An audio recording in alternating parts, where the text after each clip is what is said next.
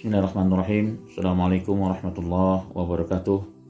Innal hamdalillah allazi hadana li hadza wa ma kunna linahtadiya laula an hadanallah. Asyhadu an la ilaha illallah wahdahu la syarikalah wa asyhadu anna Muhammadan abduhu wa rasuluhu allazi la nabiyya ba'dah. Wa ba'du, ikhwatul iman rahimakumullah. Di hari yang ke-13 ini kita masih melanjutkan bahasan tentang Al-Qur'an.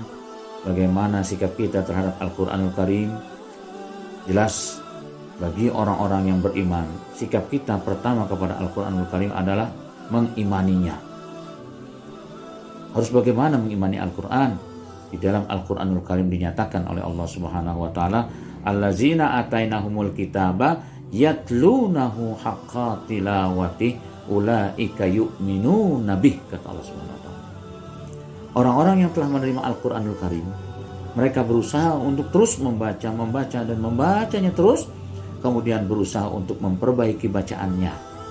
Karena dinyatakan oleh Allah pada kalimat berikutnya, ulaika yu'minuna bih, ketika Al-Quran terus kita baca, kita perbaiki bacaan kita, maka kita tergolong orang yang beriman kepada Al-Quran. Begitulah pernyataan Allah SWT.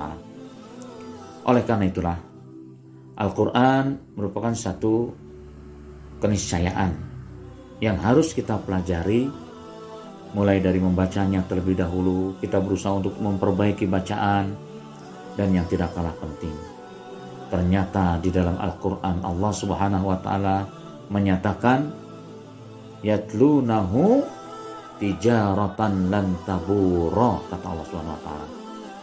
Orang yang berinteraksi dengan Al-Quranul Karim, mereka berusaha untuk terus membaca, maka orang tersebut seperti berniaga, berdagang, tapi tidak pernah ada ruginya.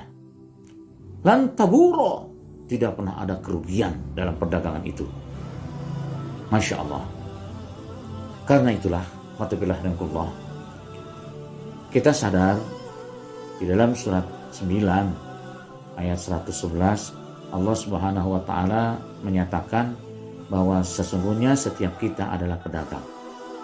Innallaha ashtara minal mu'minina anfusahum wa amwalahum bi anna lahumul jannah, kata Allah Subhanahu wa taala. Sesungguhnya Allah akan membeli dari sebagian orang-orang yang beriman jiwa raganya dan hartanya. Dengan apa? Jannah, yaitu dengan surga. Jadi tepat kalau Allah menyatakan di ayat yang pertama tadi, bagaimana berniaga tidak pernah ada ruginya. Siapa sih ada orang yang dagang, berniaga, yang tidak mau untung? Pasti berusaha ingin untung. Nah, membaca Al-Quran itu tidak pernah ada kerugian di dalamnya. Satu huruf, satu kebaikan.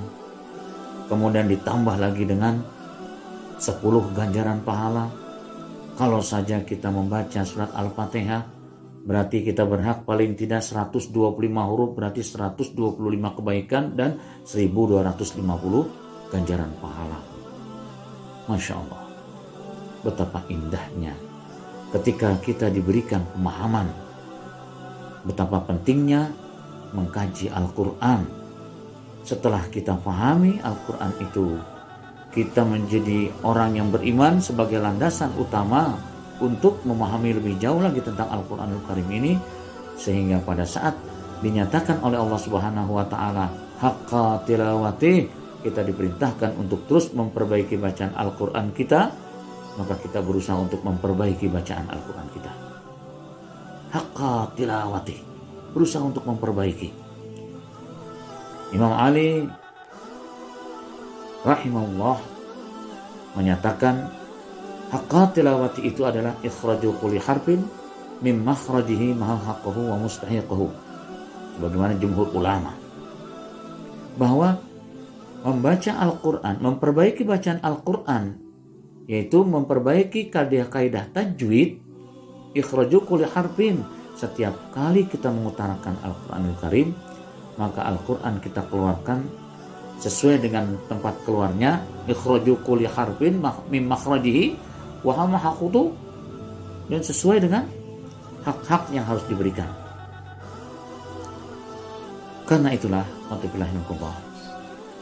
Setelah kita memahami betul betapa pentingnya berinteraksi dengan Al-Quran ini, maka tidak ada alasan untuk kita bermalas-malasan mulai dari membaca, kemudian kita mencoba untuk mengaktualisasikan Al-Quran dari mulai surat Al-Fatihah saja. Coba kita lihat, Al-Fatihah begitu akrab dengan lisan kita. Setiap kali kita katakan Alhamdulillahi Rabbil Alamin, segala puji hanya milik Allah semata. Apa yang terjadi? Ternyata masih begitu banyak orang-orang yang senang dipuji. Karenanya ketika ada orang yang memuji kita, kembalikan kepada hak yang berhak untuk dipuji, yaitu Allah Subhanahu wa Ta'ala. Alhamdulillahi Rabbil Alamin, segala puji hanya milik Allah Subhanahu wa Ta'ala.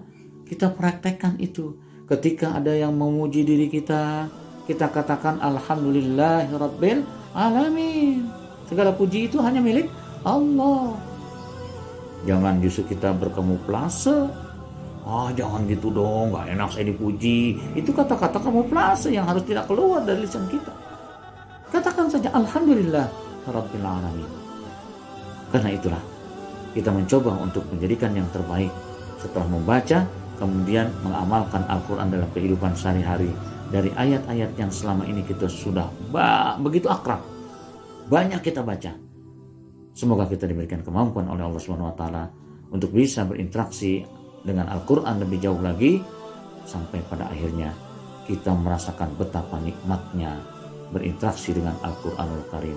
Aqulu qouli hadza wa astaghfirullahal azim li wa lakum minkum. Wassalamualaikum warahmatullahi wabarakatuh.